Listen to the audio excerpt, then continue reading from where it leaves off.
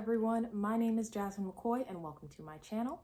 If you are new here, thank you for clicking in to drop by, but if you're a returner, it is always nice to have you back. This video I am reviewing a movie that I saw called Beast, and I watched it on my birthday, August 19th. I watched it with a good friend and we were just having a great time together. So, in this video, I'm obviously going to be talking about the movie, some of my favorite parts of it. So if you haven't seen the movie and you want to see the movie, you should probably click away, save this video for later and watch it after you've seen the movie. What's going to happen is I'll give a quick review. I'll talk about my favorite parts. I'll talk about what I thought of the CGI. And then something important to me that I liked about this movie was the use of family as a driving force. Starting off with the movie review, Rotten Tomatoes, and honestly, that's the only place to go for movie reviews.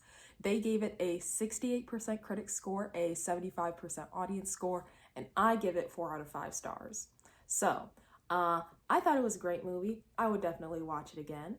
And this is a literal man versus beast movie. It's called Beast. I mean, it's in the name.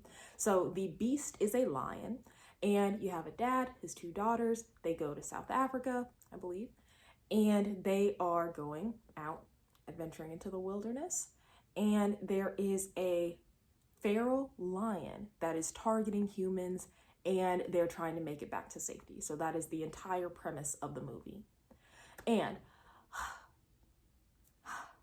the entire reason why I was super duper duper excited to go and see this was the dad, Dr. Daniels, is played by Idris Elba. You also have the oldest daughter, Meredith, who they call Mare, being played by Anya Haley, and the youngest daughter, Nora, being played by Leah Jeffries, and Uncle Martin being played by Sharlto Copley. And finally, you have the lion, who I looked it up. They did not do any motion capture for the lion. It was completely CGI. And I'll say right now, they did a pretty nice job. So, the first thing we'll get into is my favorite parts from the movie. The first line that had me and my friend just laughing our heads off was when they realize everything is wrong. They see all the bodies in the kind of like community center hut of the village, and they can't find Nora. Of course they can't find Nora because the little one, the youngest kid, is always the troublemaker. So they're trying to find Nora, and the dad goes, "You had one job." And I could hear my dad saying that. That's how you know this is gonna be good, because the dad character, like, he represents an actual dad, not a movie dad. So I appreciated that line. It had me laughing. Then you had when they were stuck in the car because the lion is circling them, and they've gotten open the lockbox for the gun, and Mare goes, "It's okay, I know how to do it. I know how to assemble it." And everyone's like, "How do you know?" And she said, "Because I was paying attention." We love an attentive character. We love when they notice little things that are gonna help them later on. Because I definitely wasn't watching how to put the rifle together, but we love that. We love that for her. Then you had Nora shanking the lion with the tranq dart, and it's like, ooh, you're wild for that one. You are wild for that one. She literally rolled down the window. She took the tranq dart and she went yoink right into the lion's hip, and it was like, oh, okay. Don't mess with Nora. Another one of the things that had us laughing was when the poachers come and they're trying to get into that car that was left, but they don't have the keys. So Nora's like, "You don't know how to hotwire a car?" And he goes, "No, I went to medical school." We just found that funny, because just because you go to medical school doesn't mean you know how to do everything. And now, I guess medical schools are going to have a class on how to hotwire a car, because that's an expectation of doctors now. Obviously, I would have been very mad with my daughter if she did this in real life, but Mare just got out of the car and went to go find Uncle Martin. She has zero fear at all. And side note, when it comes to Uncle Martin being by the water and him, like, when he first got there, all those crocodiles were up on the bank and into the water. How are you going to introduce that there are crocodiles in this lake, river, whatever it is, and then not utilize them later in the movie? Because that's what I was waiting for, especially at the moment when Dr. Daniels is in the water trying to get to the guy that has the keys, and he's chest deep in the water while the lion is on top of him on that branch looking.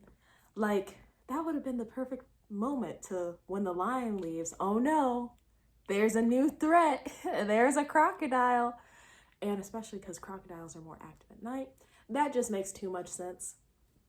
I get it. And then you had Uncle Martin setting the car on fire. Now, at that moment, I was very sad that he died. That was not why it's a favorite part. This is just another comment. He sets the car on fire, and when the when the lion was coming in, the gasoline is dripping all over his face, and he's gone, because it's kind of like when you have the cat and the cat is putting its head up under the faucet and it's going licking the water as it's rolling off his face. Like, that's what it reminded me of. But he set everything on fire. You would think that that would mess up the lion's face and catch the fur on fire, but that makes too much sense. Also, the lion had already fallen 20 or 30 feet down cliff.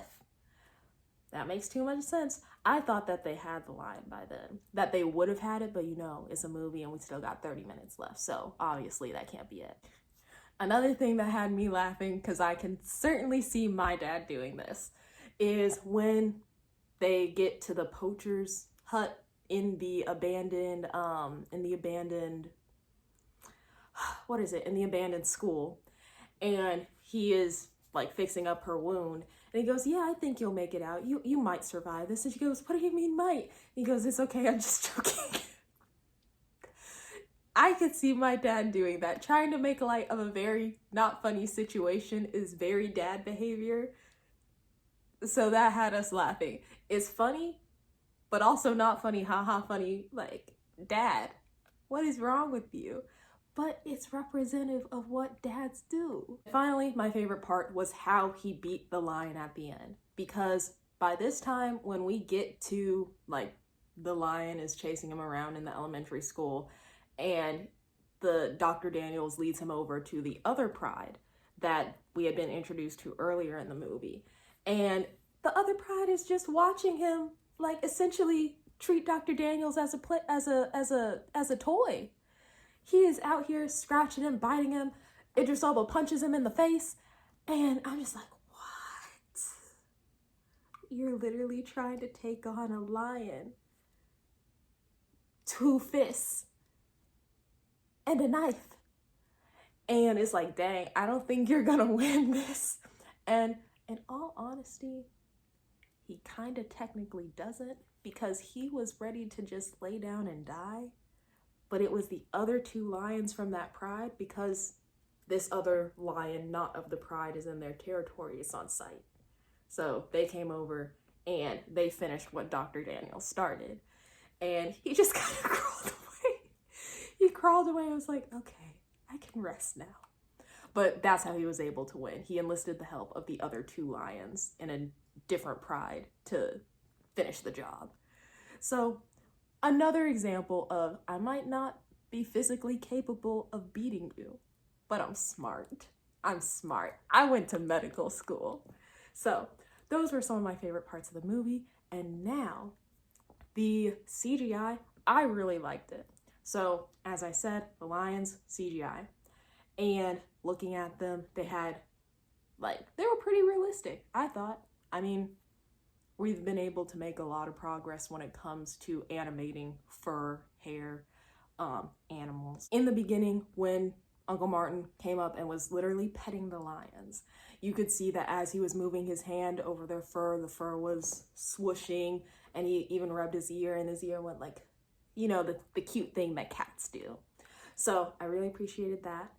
And when it says rated R for gore, blood, and violence, or whatever it says at the beginning of the movie, they really mean it, because the special effects prosthetics department, they were on their job, I felt, because all of the wounds looked amazing. And especially after the lion had finished like messing up Dr. Daniels, all over, just the lacerations, the blood, all of that. It was very good, and I can appreciate that. And finally, the use of family as a driving force. In the opening scene, we see the poachers come up and kill all the members of this lion's pride, except for him. And that's where they messed up, because they let him live. He, then, the lion, makes it his goal to kill all humans. It's on sight. And everyone can get it. Doesn't matter if they're a poacher or just a normal, average villager going about their day. And that's something where it's like, I get it. I get it. I can't be mad at you for that. So I see that line, it's like, you're not a villain. This is just you in pain. This is just you mad that some people killed your family. And on the flip side of that, you have who we're supposed to see as like our main characters, the protagonists, the humans, which they are our protagonists, but they're just trying to live as well. The dad is just trying to protect his daughters. He is willing to go hand to hand with a lion for his family. I feel like my dad would do the same. I hope he would do the same. I love you, Dad. But that is something that family is just used as a driving force for both halves of the same coin.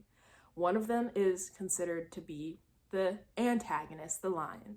Another group is considered to be the protagonist, the humans. But they're both doing this because they care and they love about their family. So that's something I really appreciated. And then also you have this family that has not been the most unified, has not been the most together due to the splitting of Dr. Daniels and his wife earlier, and also the wife being dead. But you're seeing that they're able to come back together through this horribly traumatic experience. I would never wish for this as, yeah, my family was able to come back together after my dad got, well, after all of us got attacked by a lion. No, that's not what I want. But they're able to come back together. He is able to kind of like get some sort of peace with the passing of his wife, knowing that he has done and has been able to save and protect what they both considered to be their most valuable and the thing that they're most proud of in their entire lives, which is their daughters. So that's another beautiful thing. All of the because they're nightmares, hallucinations, the dreamings that he was having about his wife, and at the end being able to see her. So it was good. It was very good. And that is all I have to say about the movie Beast. You should certainly watch it. It is a great family movie. I certainly will stand by that. So thank you very much for watching, and I will see you in the next video. Bye.